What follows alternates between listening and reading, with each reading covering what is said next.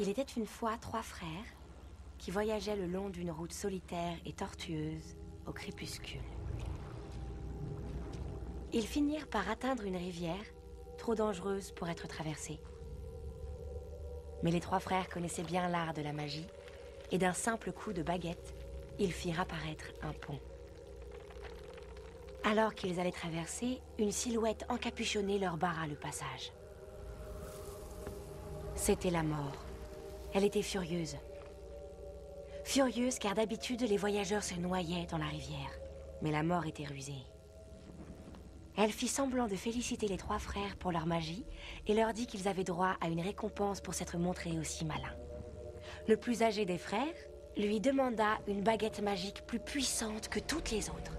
Alors la mort lui en fit une avec une branche d'un sureau qui se trouvait là. Le deuxième frère décida d'humilier la mort encore plus.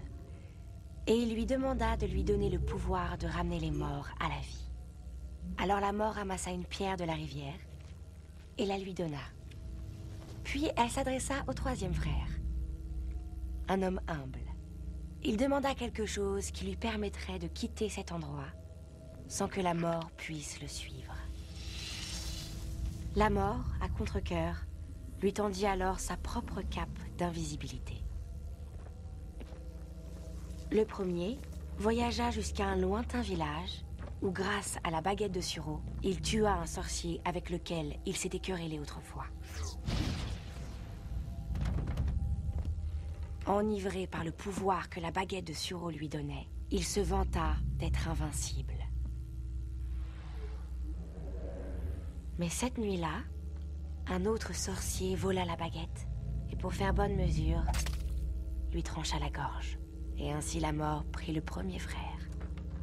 Pendant ce temps, le deuxième frère rentra chez lui et prit la pierre qu'il tourna 3 fois dans sa main. Pour sa plus grande joie, la fille qu'il avait espéré épouser avant qu'elle ne meure prématurément apparut devant lui. Cependant, elle resta triste et froide, car elle n'appartenait pas au monde des vivants. Rendu fou par un désir sans espoir, le deuxième frère se tua afin de la rejoindre.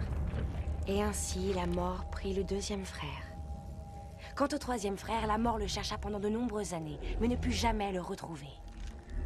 Ce fut seulement quand il eut atteint un grand âge que le plus jeune des frères enleva sa cape d'invisibilité et la donna à son fils. Puis il accueillit la mort comme une vieille amie qu'il suivit avec joie et ils quittèrent cette vie comme des égaux.